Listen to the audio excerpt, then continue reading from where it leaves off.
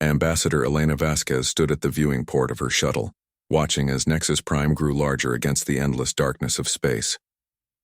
The station was massive, a spinning wheel of metal and light that housed the governments of 47 different species. Somewhere inside that structure, the future of humanity would be decided. She adjusted her formal uniform and checked her reflection one last time. Her dark hair was pulled back neatly, and her Earth Defense Force medals gleamed on her chest. She had earned each one, but today she came not as a soldier but as a diplomat. Today she carried Earth's hopes for peace. The shuttle docked with a gentle thud. Elena walked down the ramp with her 2 security officers following close behind. The docking bay was enormous, designed to accommodate ships of all shapes and sizes. Dozens of alien species moved through the area, some walking, some floating, others slithering across the polished floors. A tall insectoid creature waited at the end of the ramp. Its chitinous body gleamed purple under the artificial lights, and its multifaceted eyes reflected Elena's image 1,000 times. This was a Zitharan, one of the most powerful species in the Concordat. Ambassador Vasquez, the creature said through a translation device. Its voice was cold and mechanical. I am Protocol Officer Zixton. Follow me. Elena smiled warmly. Thank you for receiving us. Earth is honored to— This way. Zixton interrupted, already walking away. Elena exchanged glances with her security officers but said nothing. She followed the Zitharan through winding corridors filled with beings from across the galaxy. Many stopped to stare at the humans. Some whispered to each other in languages the translators couldn't catch. Elena kept her smile fixed and her head high.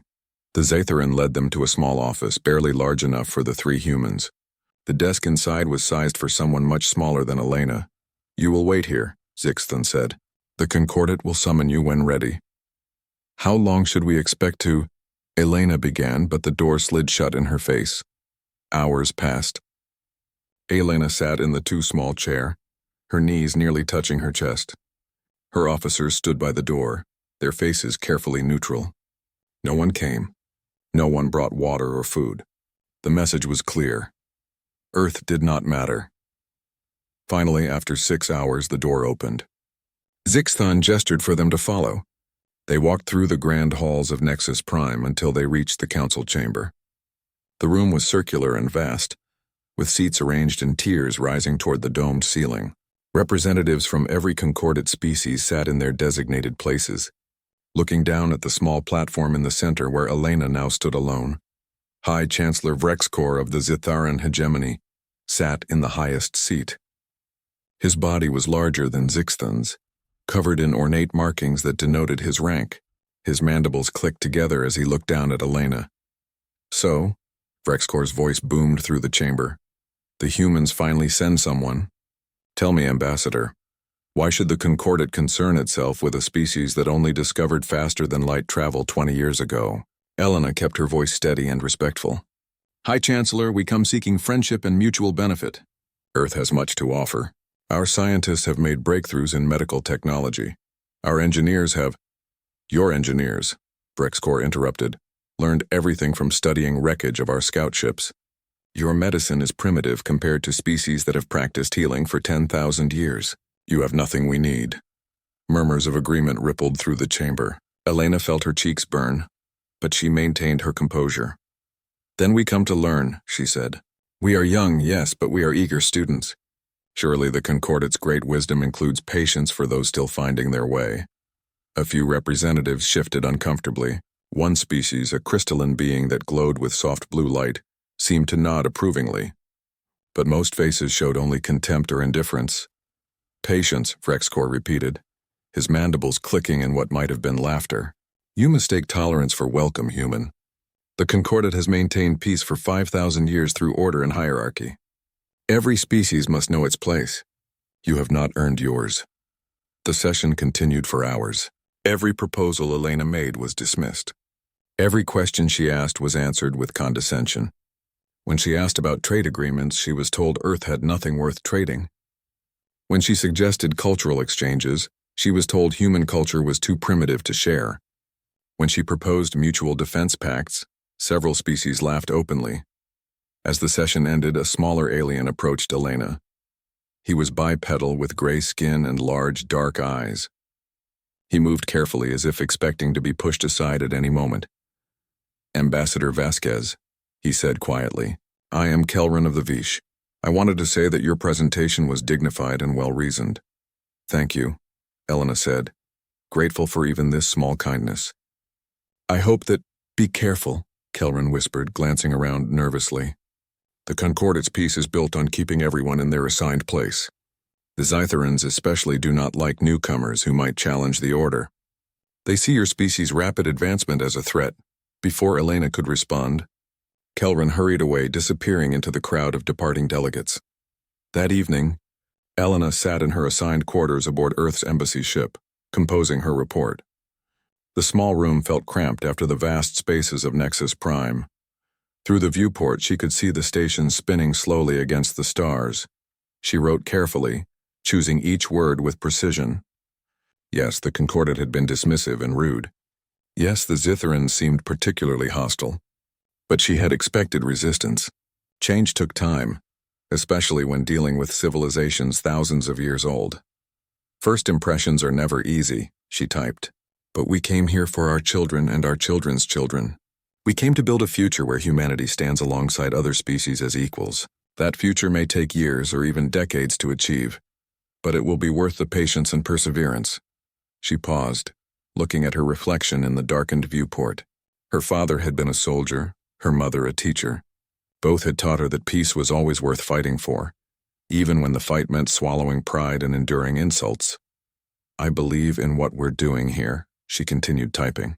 "I believe that reason and goodwill can overcome prejudice. The Concordate has maintained peace for millennia. That peace is precious, and we should be honored to join it on any terms. I will continue to represent Earth with dignity and hope." She sent the message and prepared for bed. Tomorrow would bring another day of meetings, another chance to prove humanity's worth. Elena Vasquez was patient. She was determined, and she genuinely believed that peace was possible. She had no way of knowing that her faith in diplomacy would cost her everything, or that her death would teach the galaxy a lesson it would never forget. 3 weeks had passed since Elena's first appearance before the Concordate. Each day brought the same routine: humiliating delays, dismissive meetings, and barely concealed contempt. She endured it all with grace, still believing that patience would eventually win respect. The message arrived during breakfast. Elena was eating synthesized eggs in her quarters when her communication console chimed. The display showed an official Zytharan hegemony seal. "Ambassador Vasquez," the message read, "the High Chancellor requests a private meeting to discuss potential pathways for Earth's membership. Please come to Conference Room 7 in the diplomatic sector at 1400 hours. You may bring 2 security personnel. This meeting is to remain confidential to avoid political complications." Elena's heart raced. This was the breakthrough she had been hoping for. A private meeting meant Vrexcor could negotiate without losing face before the other species. She immediately sent word to Earth and began preparing. Kelrin intercepted her in the corridor outside her quarters. The Vish looked agitated, his gray skin darker than usual. "Ambassador, please reconsider," Kelrin said urgently. "The Zytherans do not offer private meetings. This is not their way." "Perhaps they're willing to bend protocol," Elena replied. "Change has to start somewhere." "You don't understand," Kelrin grabbed her arm gently. "The Zytherans do not negotiate. They command. If they wanted to accept Earth, they would do it publicly to demonstrate their magnanimity. A secret meeting means something else." Elena smiled at his concern. "I appreciate your worry, Kelrin, truly. But I have to take this chance. If there's even a small possibility of avoiding years of conflict and achieving peaceful membership, I have to try." Kelrin's large eyes filled with something that looked like sorrow. "Then please take more security. Take weapons. Take precautions. I can only bring 2 officers, and weapons at a diplomatic meeting would be insulting. But thank you, my friend. Your concern means more than you know." At 1400 hours precisely, Elena arrived at Conference Room 7 with her 2 security officers, Lieutenant Marcus Chen and Sergeant Sarah Williams. Both were trained soldiers, but they wore formal uniforms without visible weapons as diplomatic protocol required. The room was small and windowless. High Chancellor Vrexcor stood at the far end with 4 other Zytherans flanking him. Their posture was wrong. Elena had spent weeks learning Zitharan body language, and these were not diplomatic stances. These were combat positions. "High Chancellor," Elena said carefully. "Thank you for this opportunity to tell me." "Human," Rexcore interrupted, his voice lacking even the pretense of civility. "Do you know what happens to insects that crawl where they don't belong?" Elena's security officers tensed. Lieutenant Chen's hand moved instinctively toward where his sidearm would normally be, but found nothing. "I'm not sure I understand," Elena said, though dread was already building in her chest. "We came here to discuss— You came here because you are stupid," Rexcore said. "Stupid and arrogant. Your species stumbles into our galaxy demanding respect, demanding equality when you are nothing, less than nothing. High Chancellor, if Earth has offended in some way, you offend by existing." Rexcore moved closer, his massive form towering over Elena. "You offend by thinking you belong among civilized species. You offend by refusing to know your place." Elena backed toward the door, her officers moving to protect her, but the door wouldn't open. They were sealed inside. "This is not acceptable," Elena said firmly, fighting to keep her voice steady. "We came under diplomatic immunity. Whatever grievances the hegemony has, there are proper channels." "Proper channels," Rexcore laughed, a horrible clicking sound. "Yes, let me show you the proper channel for dealing with inferior species who refuse to submit." He gestured. The 4 Zitharan guards attacked. Lieutenant Chen moved to intercept, but Zitharan combat forms had been perfected over millennia. A blade-like appendage pierced his chest before he could react. Sergeant Williams managed to land one punch before 3 Zitharans overwhelmed her, their sharp limbs cutting through uniform and flesh. Elena tried to run, tried to fight, tried to do anything. But she was a diplomat, not a warrior. Rexcore grabbed her himself, his mandibles inches from her face. "I want you to understand something before you die," he said. "This is not personal. This is a lesson. Your species needs to learn that there are consequences for stepping above your station. The Concordat needs to remember that I maintain order, not them." "Why?" Elena gasped. "We only wanted peace." "Peace," Rexcore repeated mockingly. "Peace is submission. Order is hierarchy. You could not accept either, so you will serve as an example instead." He activated a recording device. What happened next was broadcast through encrypted Zitharan channels, sent to every hegemony world and to select Concordat members. The High Chancellor wanted his message spread, wanted everyone to see what happened to those who challenged Zitharan supremacy. When it was over, Rexcore placed the 3 bodies in an escape pod. He recorded one final message. "People of Earth," he said into the camera, "this is the fate of insects who pretend to be equals. Your ambassador came begging for acceptance. We have given her the only answer her kind deserves.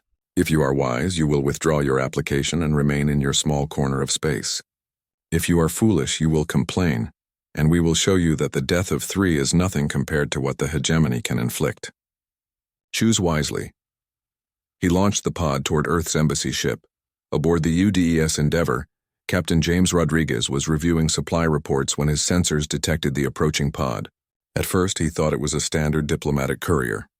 Then he saw the biometric readings. "Medical team to docking bay 1, he ordered, his voice tight.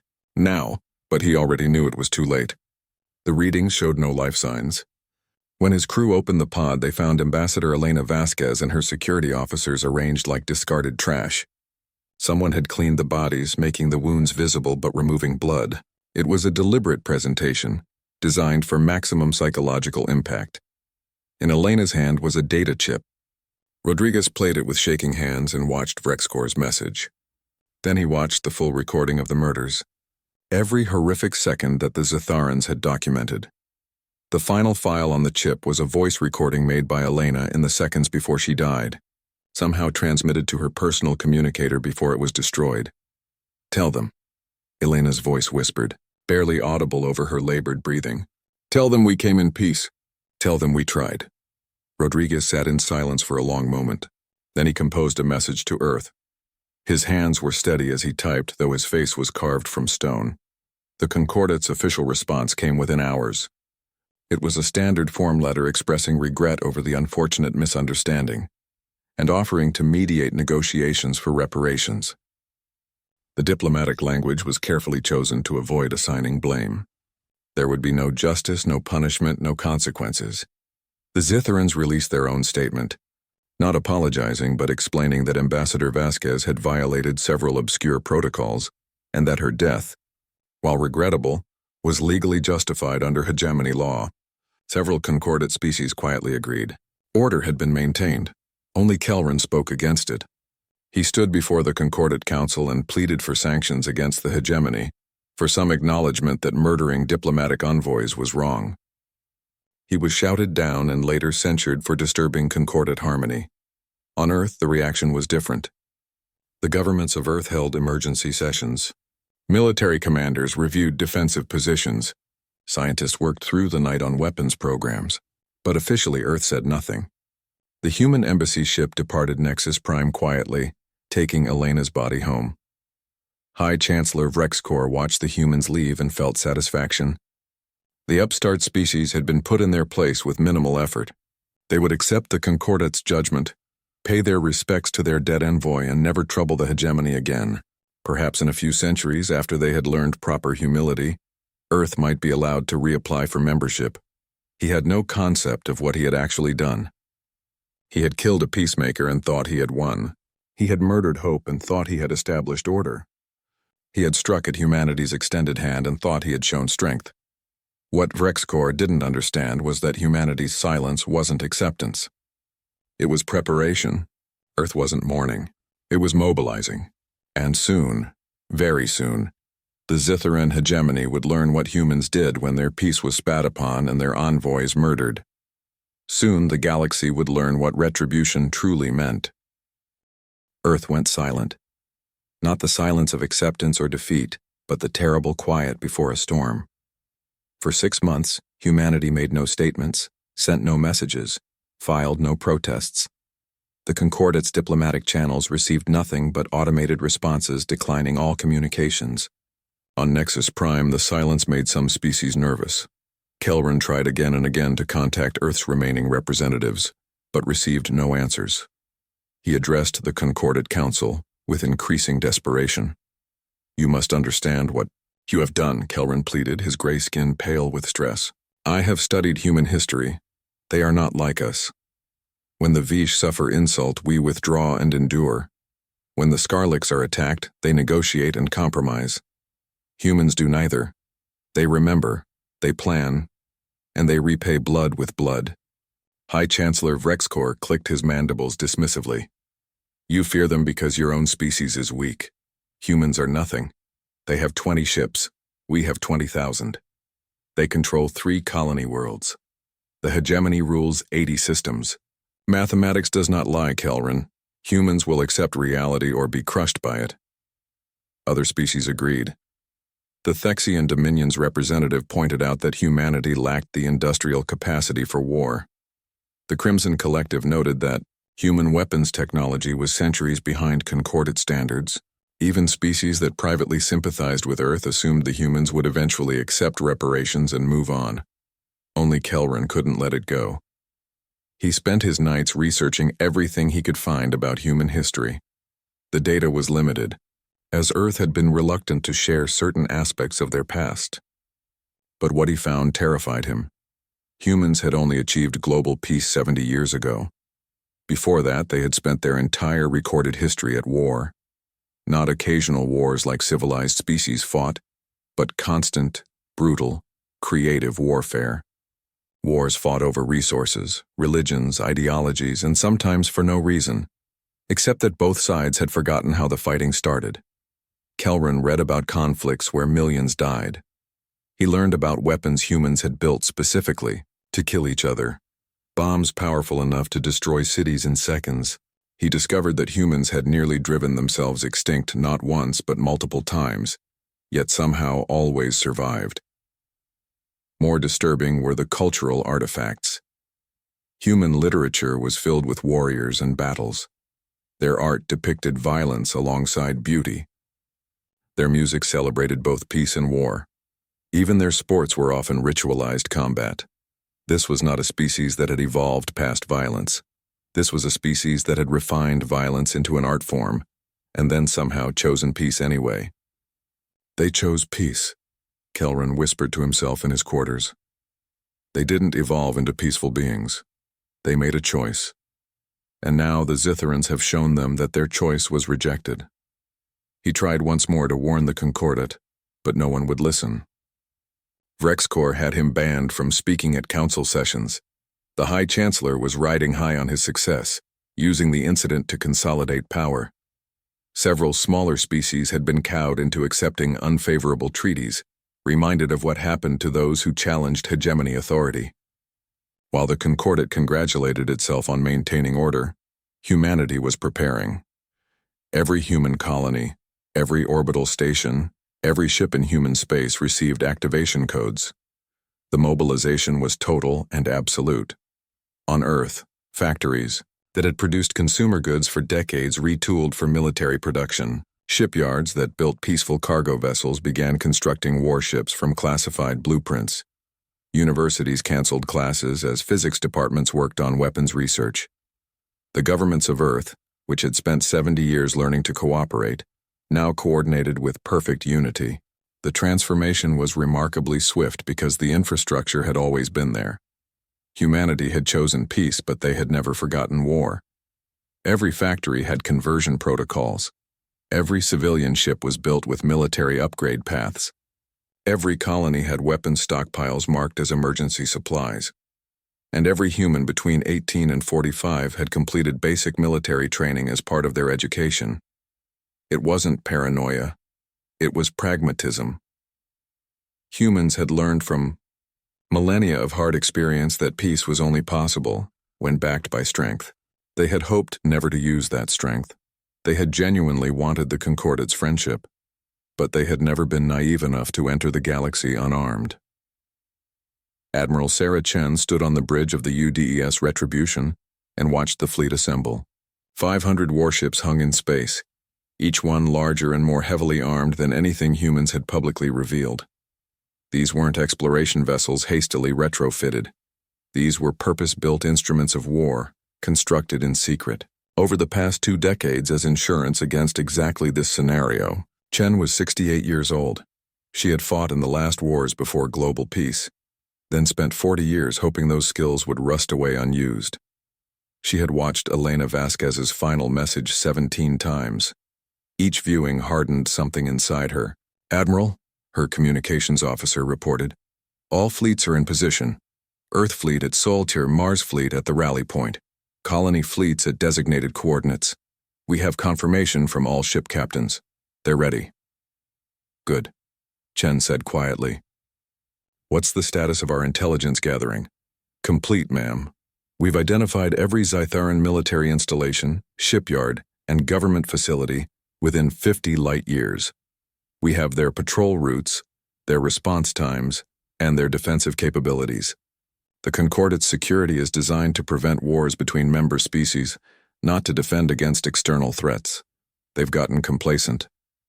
Chen nodded.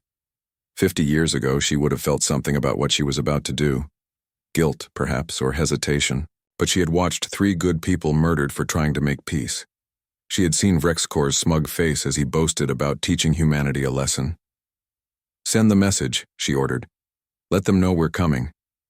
The transmission was sent to every Concordat world, every news service, every diplomatic channel. It was simple and direct. "People of the Galactic Concordat, this is Admiral Sarah Chen of the United Earth Defense Force. 6 months ago, the Zitharan hegemony murdered our ambassador and her security officers. They killed our envoy who came in peace. They broadcast her death as entertainment and threat. The Concordat did nothing. Justice was denied. Order, we were told, had been maintained.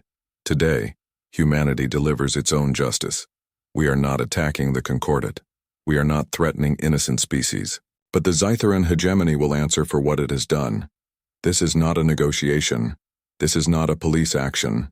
This is retribution. To the Zitharans, we offer one chance. Surrender High Chancellor Vrexcor and his accomplices for trial. Disarm your military. Accept occupation and oversight. Do this within 24 hours and only the guilty will face justice. Refuse, and we will dismantle your hegemony piece by piece. We will break every ship, silence every weapon, and reduce every symbol of your power to rubble. We will show the galaxy what happens when humanity's peace is murdered. We came as diplomats, You forced us to come as warriors. The choice of what happens next is yours. On Nexus Prime, the message caused chaos. Species scrambled to understand what was happening. Sensors detected the human fleet approaching Zitharan space, far larger and more advanced than anyone had believed possible. Emergency council sessions were called. Vrexkor watched the message and felt something he had not experienced in his long life. Fear. Then pride reasserted itself. Humans might have more ships than expected, but the hegemony had stood for 3,000 years. No upstart species could threaten that legacy. They bluff, he announced to his council. They make threats they cannot fulfill. Our fleet will crush them, and then we will finish what we started. Prepare for war. The Zitharan military mobilized. Thousands of ships moved to intercept the human fleet. Vrexkor's generals were confident. They outnumbered the humans 5-1. Victory was certain. What none of them understood was that humans had spent 10,000 years perfecting the art of war, while the Concordat had spent 5,000 years forgetting it. The Zitharans were about to receive an education, and the tuition would be paid in blood and fire. The human fleet reached the edge of Zitharan space. Admiral Chen stood on her bridge and thought of Elena Vasquez, who had believed in peace even as she died. This was not the future Elena had wanted, but it was the future Vrexkor had chosen. All ships, Chen commanded, her voice steady and cold. Weapons free. Show them what humanity does to murderers who mistake mercy for weakness. No mercy, no hesitation. This is not war. This is extermination. The fleet surged forward, and the galaxy's first lesson in human warfare began. The first battle lasted 17 minutes. The Zitharan defense fleet, confident in their numerical superiority, arranged themselves in traditional formation and advanced to meet the humans. It was the last mistake most of them would ever make. Human warships didn't fight like concordant species. The Zitharans expected orderly engagements with ships exchanging fire at respectful distances, following ancient rules of warfare that limited destruction. Instead, human vessels moved with frightening speed and coordination, their tactics honed by millennia of killing each other. The UDES Retribution led the assault. Admiral Chen watched her tactical display as her fleet tore through Zitharan formations like a knife through paper. Human missiles didn't just damage ships. They specifically targeted life support and command centers. Human railguns fired projectiles at relativistic speeds, punching through shields that were never designed to stop kinetic weapons. Human cyber warfare specialists hacked Zitharan navigation systems mid-battle, sending ships crashing into each other. Target their communications array, Chen ordered. I want them blind and scattered. Within minutes, the Zitharan command structure collapsed. Their ships, built for showing power rather than practical combat, died by the dozens. Those that tried to retreat found human vessels waiting in their escape vectors. Those that tried to surrender found the humans weren't interested in prisoners yet. Admiral, her weapons officer, reported, the enemy fleet is broken. Only 3 ships remain combat capable, and they're trying to flee. Let them go, Chen said. I want witnesses. I want every Zitharan world to hear what happened here. The 3 ships jumped away, carrying tales of horror that spread through the hegemony faster than the human fleet itself. The mighty Zitharan armada, the pride of a 3,000-year empire, had been obliterated in less time than it took to eat a meal. The humans didn't stop. They didn't pause to negotiate or demand surrender. They simply moved to the next target. Zitharan military installations were systematically destroyed. Human marines, wearing powered armor that made them look like walking tanks, boarded stations and gave the occupants one chance to evacuate. Most took it. Those who chose to fight died within seconds, cut down by soldiers who treated combat like breathing. The galaxy watched in shocked silence as humanity demonstrated warfare at a level none of them had imagined possible. Concordat species had fought civilized wars, conflicts where both sides maneuvered for advantage and negotiated truces. Humans fought total war, where the only acceptable outcome was complete enemy defeat. On the 4th day, human forces reached Zithara Prime, the hegemony's capital world. The orbital defenses that should have made the planet impregnable were already in ruins. Human cyber attacks had turned automated defense platforms against each other. Human long-range bombardment had reduced military shipyards to debris. Admiral Chen broadcast a message to the planet's surface. High Chancellor Vrexkor, this is your final warning. Surrender yourself and your accomplices. You have 6 hours. Vrexkor, huddled in his fortress beneath the capital city, watched his world burn. His military was shattered. His allies had abandoned him. The Concordat had declared neutrality, unwilling to face human wrath. He was alone, and he finally understood the magnitude of his error. "Prepare my personal ship," he ordered his remaining guards. "We flee to the outer colonies, but there was nowhere to run. Human forces had already seized every major spaceport. His ship was destroyed on the launch pad by a precision strike that killed no one else. The humans weren't being indiscriminate. They were being surgical, destroying only military targets and those who resisted. High Chancellor, a communication came through on emergency channels. "This is Captain James Rodriguez of the UD's Endeavor. You may remember my ship. We recovered Ambassador Vasquez's body. I've been waiting 6 months for this moment." Vrexkor said nothing, his mandibles trembling. "You have 3 hours to surrender," Rodriguez continued. "After that, we come in and dig you out. Your fortress is impressive, but humans invented bunker-busting weapons 300 years ago. Choose wisely." On Nexus Prime, the Concordat Council met in emergency session. Species that had mocked humanity 6 months ago now spoke in hushed, fearful tones. The Zitharan hegemony, a founding member of the Concordat, was being dismantled in real time, and there was nothing anyone could do about it. "We must intervene," the Thexian representative insisted. "This level of violence is unprecedented. It threatens the entire Concordat order. Intervene how?" another delegate asked. "Send our ships to fight the humans? We've seen what happens to those who fight them. The Zitharans had the largest fleet in the Concordat, and it was destroyed in hours." Kelran stood to speak. No one tried to silence him now. His warnings had proven true, and that gave him authority none could deny. "The humans told us exactly what would happen," Kelran said. "They said this was retribution, not war. They have attacked only Zitharan military targets. They have harmed no other species. They have followed their own laws of warfare even while destroying an enemy. This is not mindless violence. This is justice delivered by a species we thought was primitive."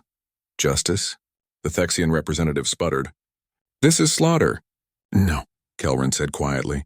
"Slaughter is what Vrexkor did to Ambassador Vasquez. This is what happens when you slaughter a human diplomat.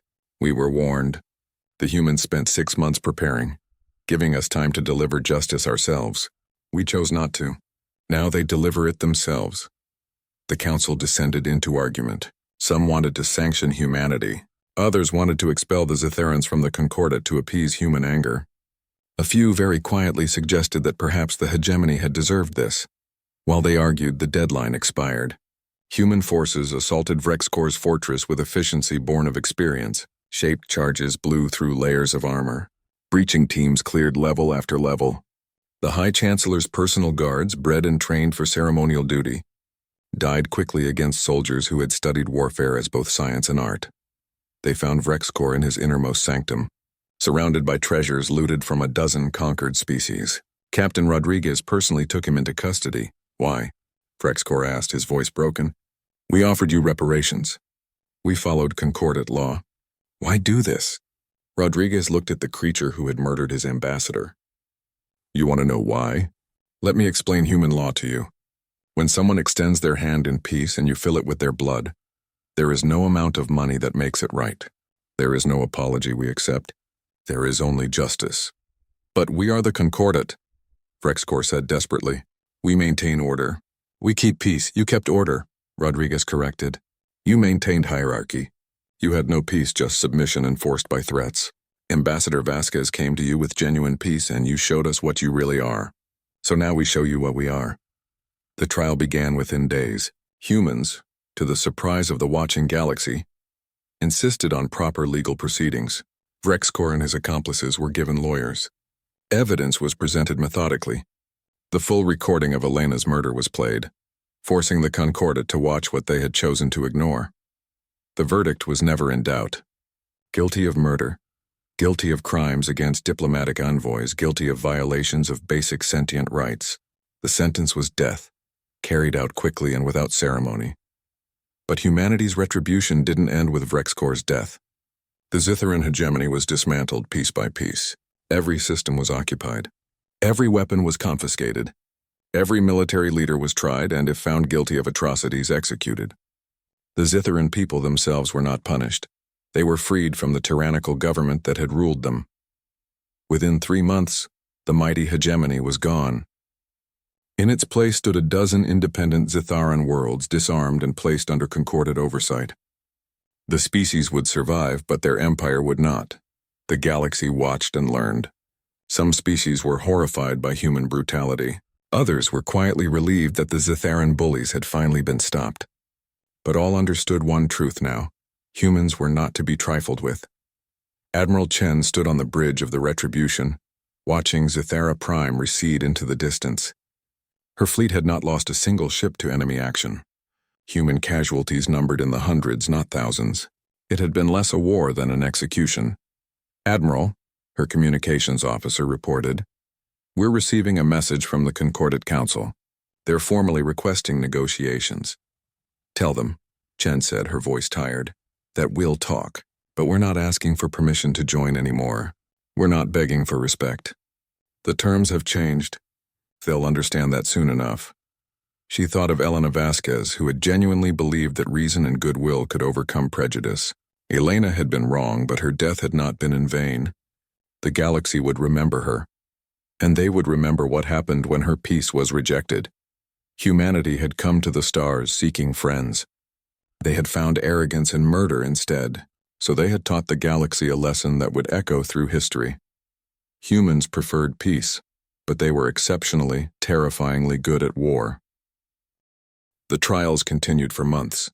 Every Zitharan involved in Elena's murder was brought before an international tribunal. Humans insisted on following proper legal procedure, even for those they could have simply executed. The galaxy watched as humanity demonstrated that their capacity for justice matched their capacity for violence. The courtroom on Nexus Prime was packed with representatives from every concordate species.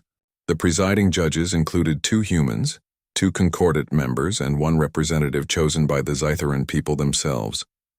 The proceedings were broadcast across the galaxy. Evidence was presented with meticulous care. Every communication, every order, every moment of planning that led to Elena's murder was documented and examined. The defendants were allowed to speak. They were given opportunities to present their case. It made no difference. The evidence was overwhelming. When the final verdicts were read, 47 Zitharans were found guilty. Most received life imprisonment. 12, including several of Rexcor's closest advisors, were sentenced to death.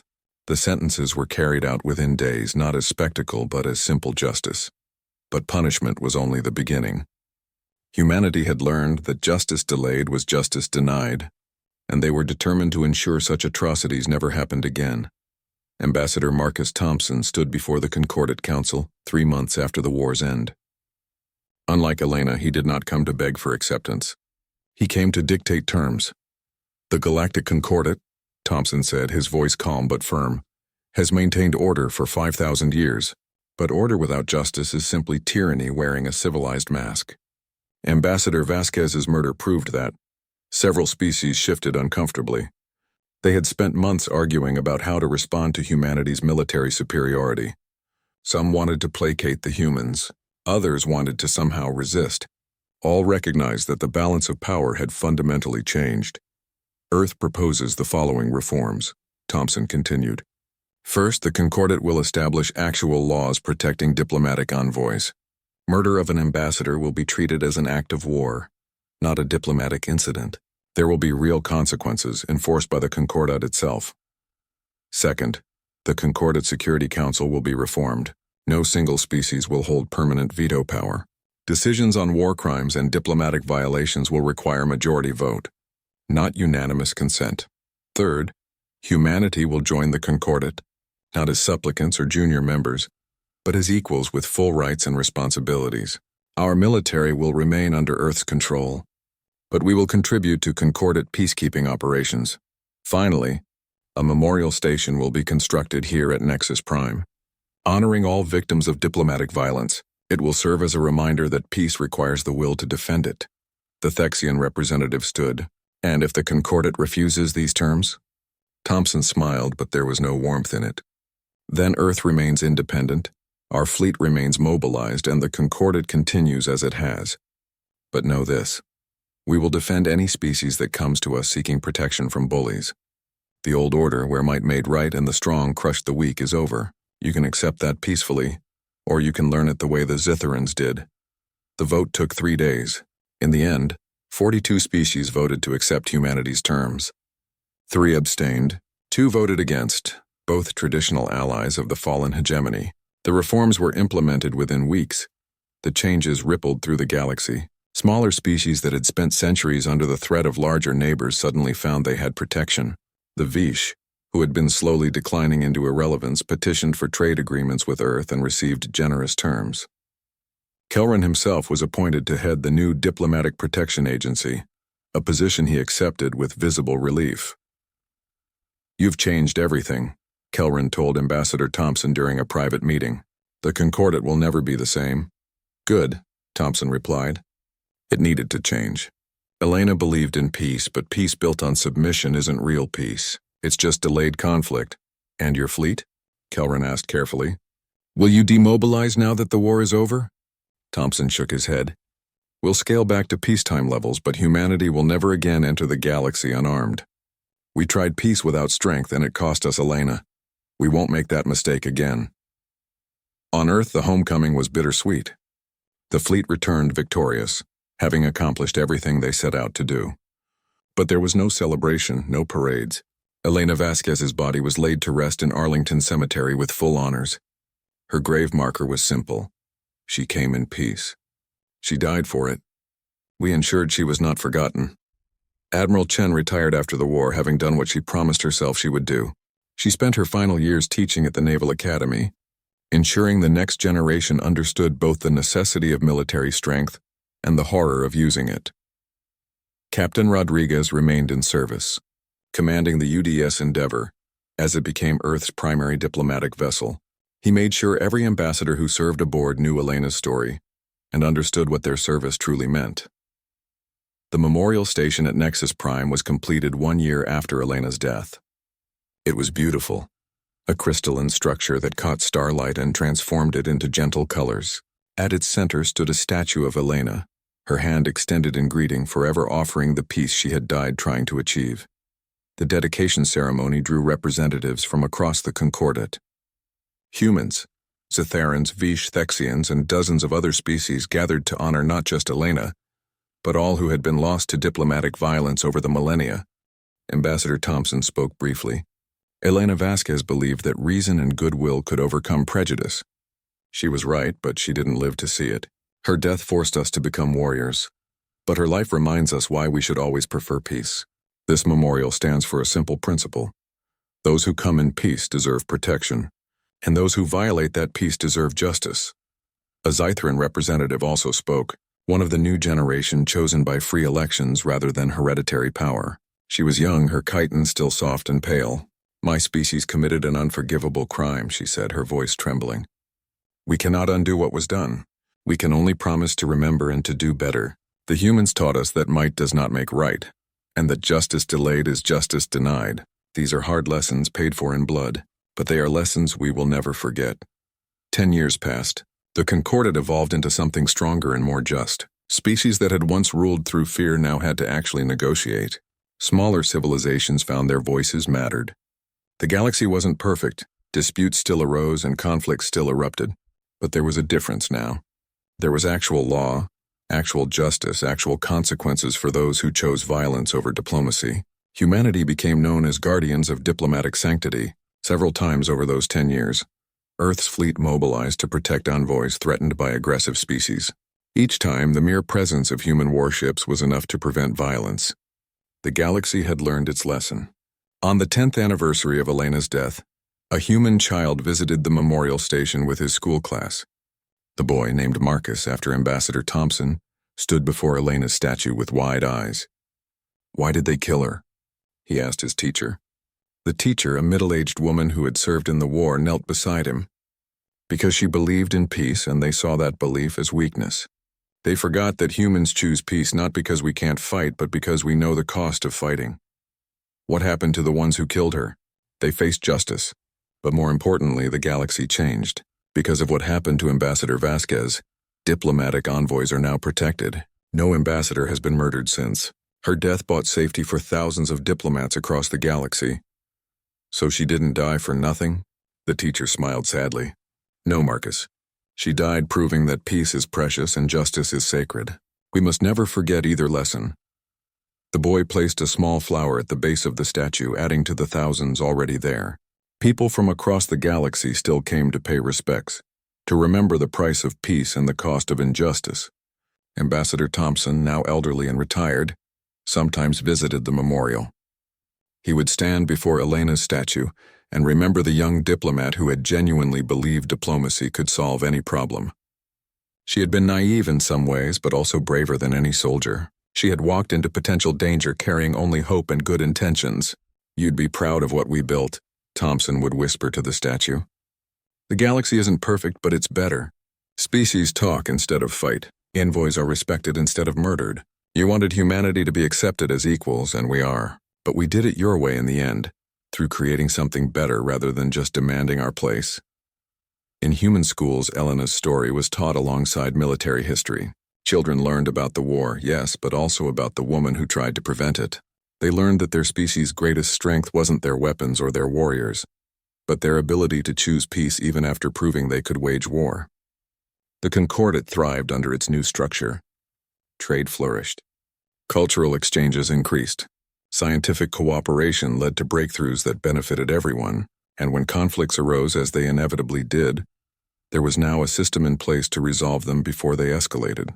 The Zitharan species, freed from their oppressive hegemony, became some of humanity's closest allies. The younger generation, growing up in a democratic society, looked at their species' history with shame but also determination to do better.